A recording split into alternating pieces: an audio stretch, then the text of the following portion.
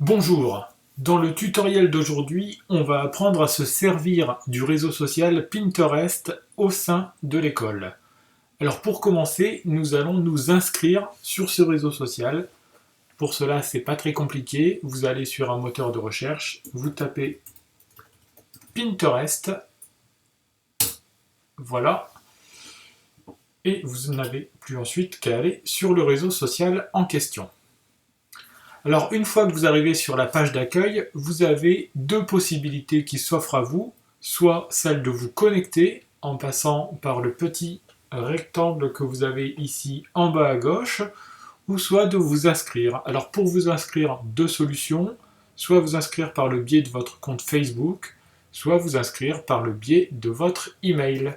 Nous allons nous inscrire par le biais de l'email que l'on a créé chez Google. Alors, le mien apparaît déjà. Vous pouvez donc ici ajouter votre prénom et votre nom. Ici, vous allez glisser votre adresse mail et là, un mot de passe. Vous allez ajouter si vous êtes un homme ou une femme. Les conditions d'utilisation sont juste ici en dessous. Une fois l'inscription totalement établie, vous allez appuyer ici sur le bouton s'inscrire. Alors Pinterest, qu'est-ce que c'est ?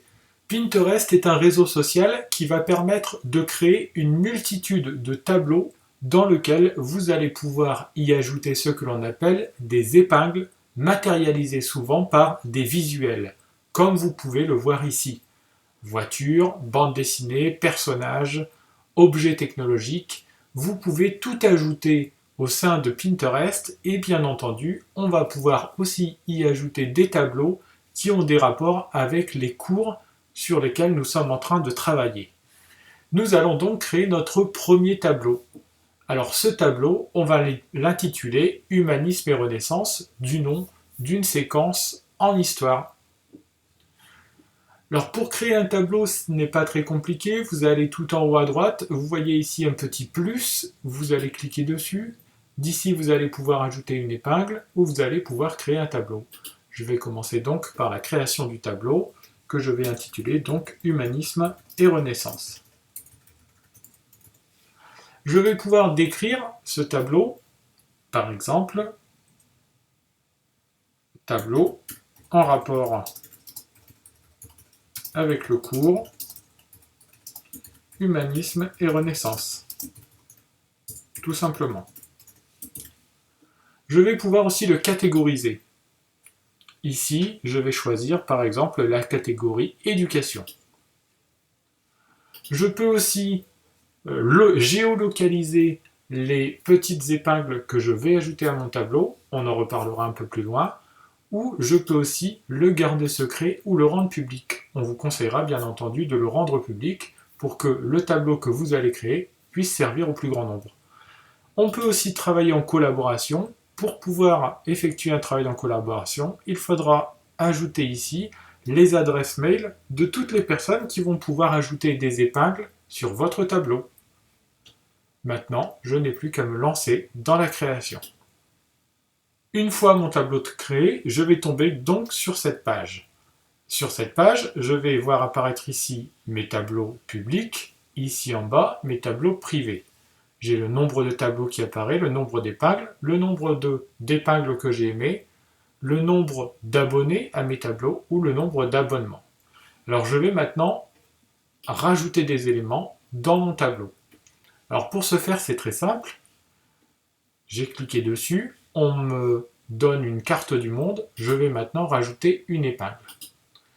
Alors j'ai deux solutions qui s'offrent à moi pour ajouter une épingle. Soit je vais pouvoir en ajouter une depuis mon ordinateur. Imaginons que je veuille ajouter une épingle qui concerne Léonard de Vinci. C'est tout simple. Je vais enregistrer une photo de Léonard de Vinci sur mon ordinateur et je vais ensuite l'exporter dans Pinterest. Alors, je vais enregistrer donc cette photo de Léonard de Vinci. Voilà. Et je n'ai plus ensuite qu'à choisir mon image, à la décrire et à l'ajouter. Voilà donc la première image que j'ai ajouté à mon tableau Léonard de Vinci. Maintenant, je peux ajouter une épingle avec une géolocalisation. Alors par exemple, ce que je vais faire, c'est aller chercher un visuel à partir d'une page internet qui existe déjà. Imaginons que je veuille rajouter le château de Chambord. Je vais donc taper château de Chambord dans le moteur de recherche. Je vais tomber sur la page Wikipédia à un moment donné du château de Chambord. Voilà, je vais consulter la page. Ce que je vais faire maintenant, c'est que je vais copier cette page et je vais la coller ici. Je fais suivant. On va me demander quel visuel je veux mettre en avant. Je vais mettre celui-ci. Je vais rajouter château de Chambord.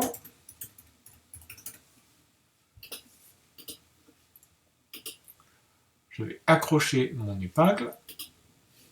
Et voilà. Donc je me retrouve maintenant avec deux épingles. Si je reviens sur mes tableaux, Humanisme et Renaissance, je vais mettre à jour ma page. Et là, ici maintenant, vous voyez apparaître ajouter un lieu. Eh bien, je vais taper Chambord. Et là, on va me dire château de Chambord. Je vais sélectionner ce lieu. Et maintenant, donc, quand je vais cliquer sur cette épingle-là, j'aurai juste l'épingle qui va apparaître avec quelques visuels qui ont un lien avec cette première épingle.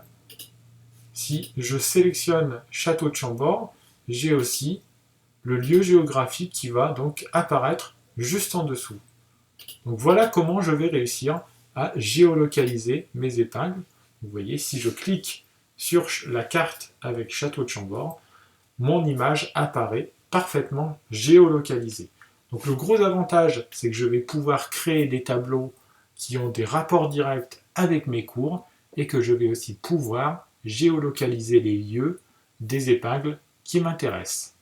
Donc voilà donc pour la présentation rapide et complète des possibilités du réseau social Pinterest quand on travaille en cours.